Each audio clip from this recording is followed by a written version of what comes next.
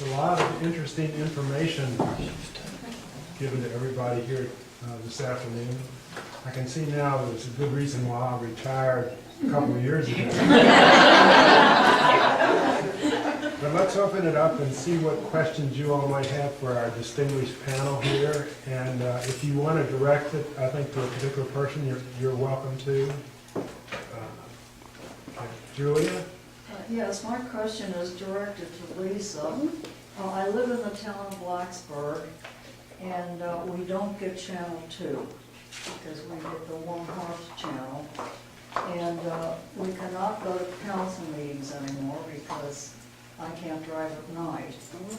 And we don't do social media. So how can I see the council meeting? We do have audio on our computer. So how can I? You have audio and video on your computer? Or No, we have audio. Then when the meeting is live, Please? when the meeting is live, when it's actually going Yes, I'd on, like to. you can watch it live or listen to it live on the website. Okay, so how do I get to the website? Okay, you go to www.blacksburg.gov, Okay. and up at the top, you'll see agendas, and that'll take you to our website with all of our town council meeting agendas and video. And then after the meeting, you can go back and watch again. If there's a particular agenda item you're interested in, you can click on that agenda item on the agenda when it pops up, and it'll go straight to that item. So you don't have to listen to the stuff you don't really care about. You can listen to that particular item. Okay, thank you. Has anybody else here been able to do that? Can speak to that as well?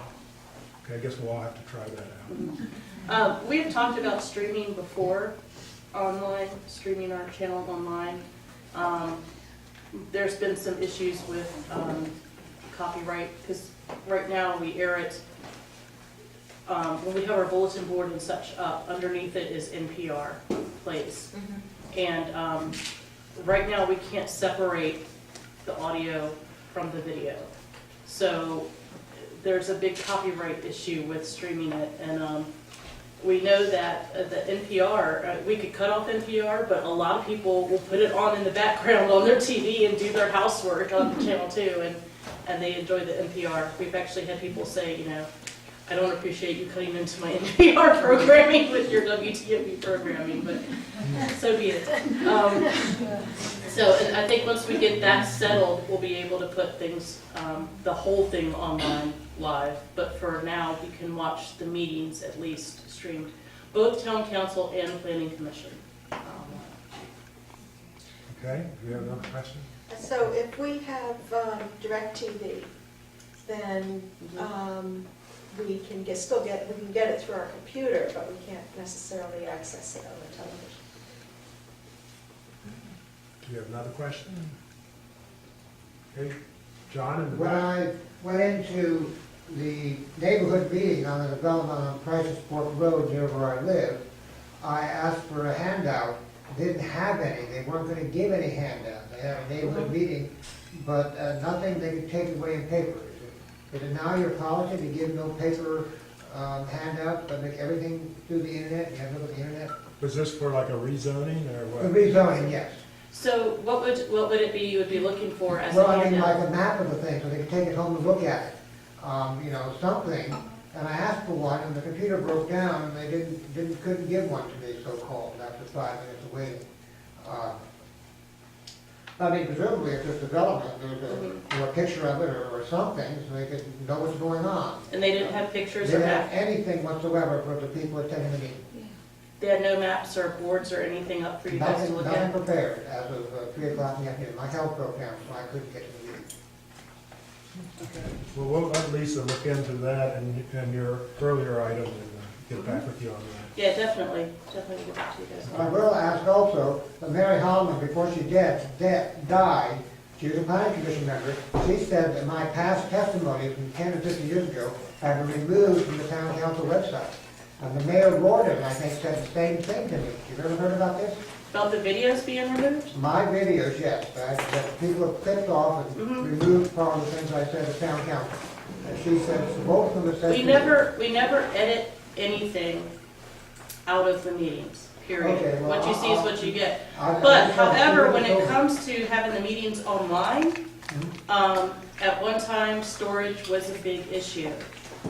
However, all of our meetings are on DVD, or if you go back far enough, VHS, or if you go back far enough, VHS. Okay, So, it's still on, it's still available, but we don't edit out any parts of the meeting at all. Right, because it would be Because part that's of the not- public record. Right, exactly. And that's what surprised me, but both of them said to me voluntarily, but I didn't interrogate them, and I was not yet. Right.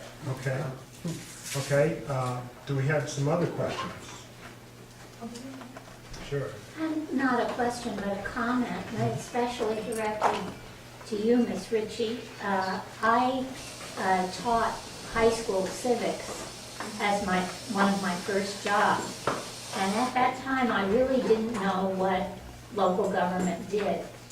And I'm very struck by your website particularly because I think it would be a very good introduction for a school to what does local government do, what are the functions of local government, where are buildings located, all of this kind of thing. And you have, I realize everybody's doing the same thing, but your presentation really stuck out to me as being something with a very strong educational component. Thank you, I appreciate that. One of the things that we like to do as well is have classrooms in, and we'll give them the grand tour of the building and let them learn about what the various departments do. And that's one of the more fun things that we get to do in our job is talk to young people. The textbooks in my era were really terrible.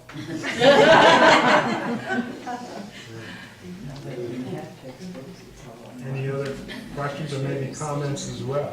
I can't remember where I heard this, but there was something about no longer posting paper notices when there was going to be a potential rezoning or building change or something like that.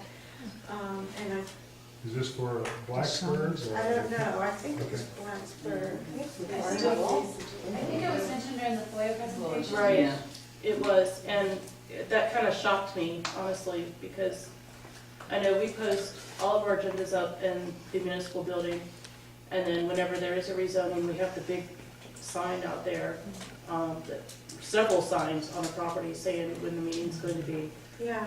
Yeah, as this- well as other things too. Because I- That kind of surprised me, because I thought, we still do that, and I'm assuming that's, Well, the I thought that was sign, required as well. the sign itself is actually not required by state law. What is required are the public notices in the newspaper and the letters to the adjoining property owners.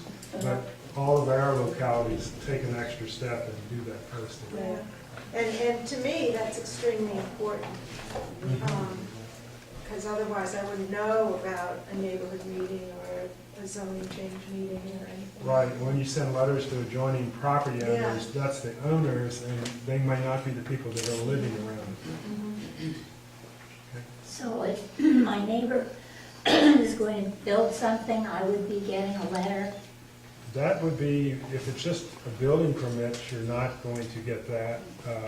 But if it involves a rezoning or conditional special use permits, you would.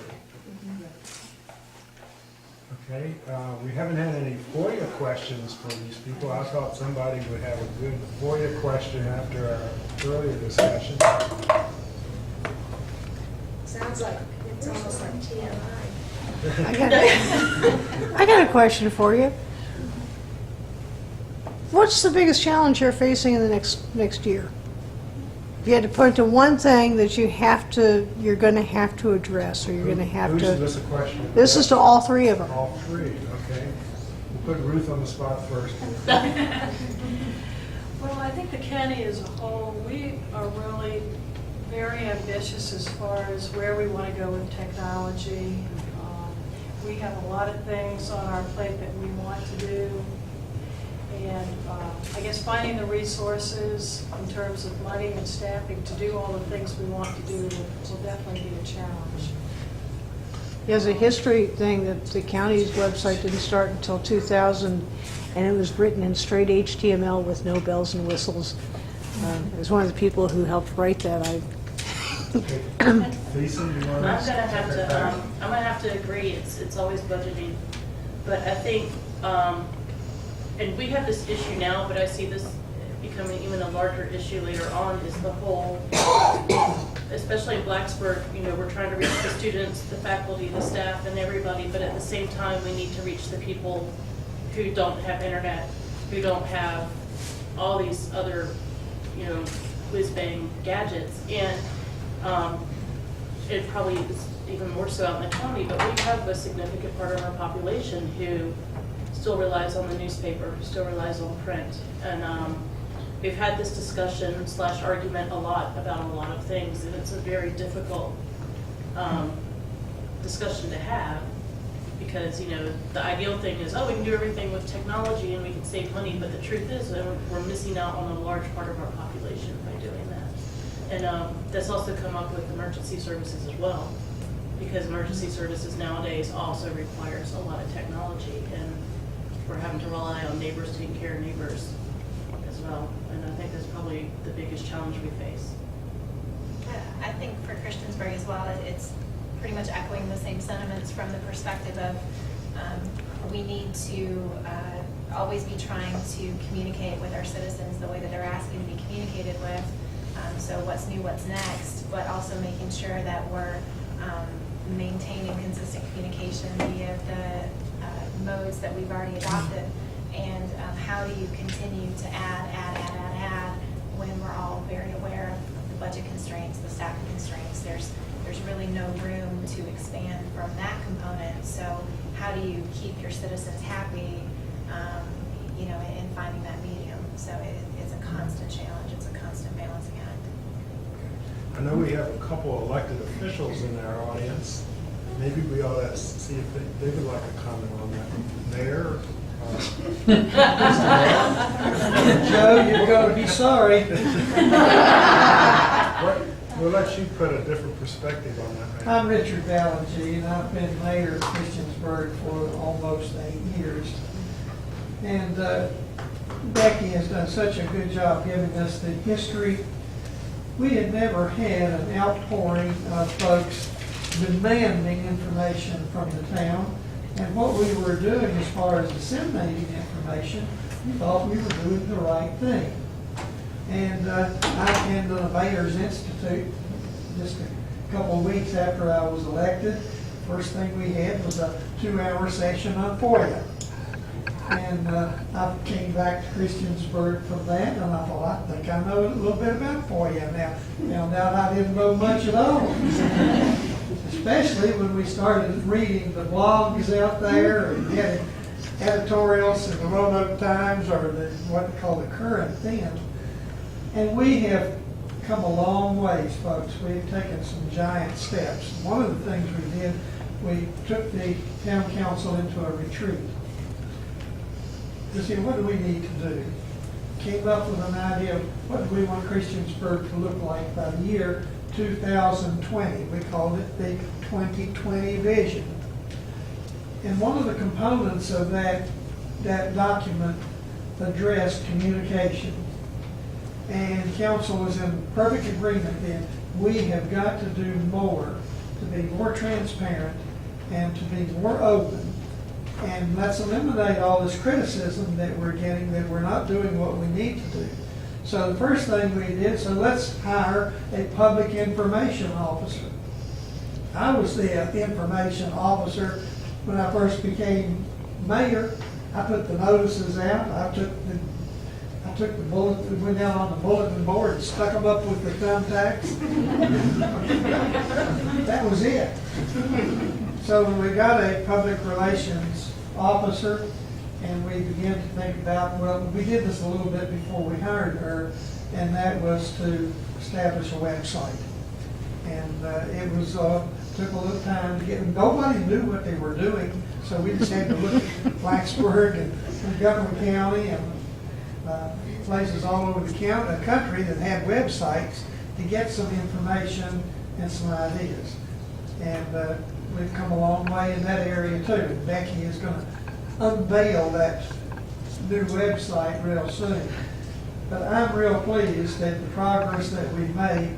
I'm going to be leaving office on December 31st, and my replacement is sitting right here. This is me, Michael Barber, and he's running unopposed for mayor, and he's going to pick up and just walk right through with Becky's guidance, and we're going to make even more strides in the town of Christiansburg. So, thank you, Joe.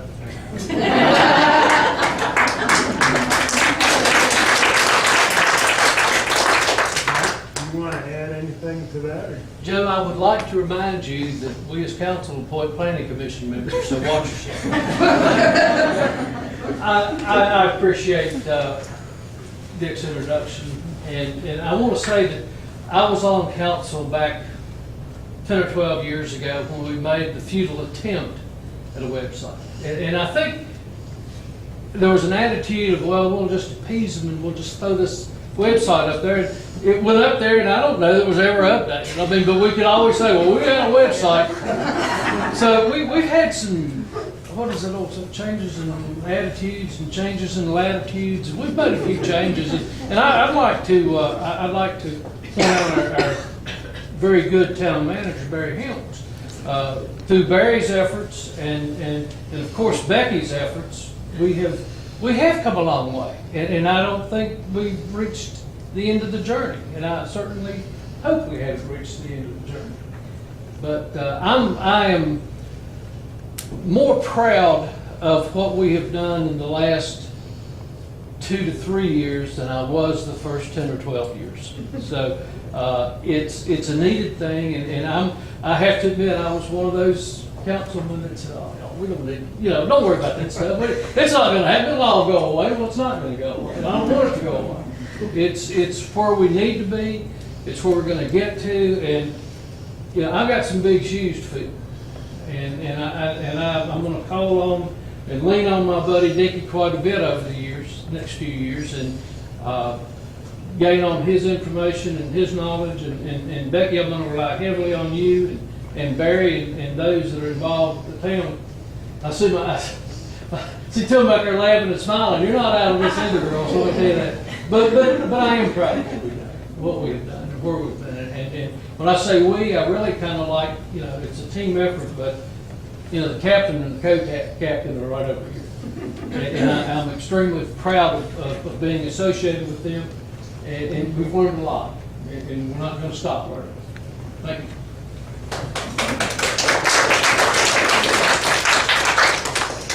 Any other comments or questions? Is there any? Yes, Bobby? This is a very impressive presentation from the three of you. Thank you so much for all your work.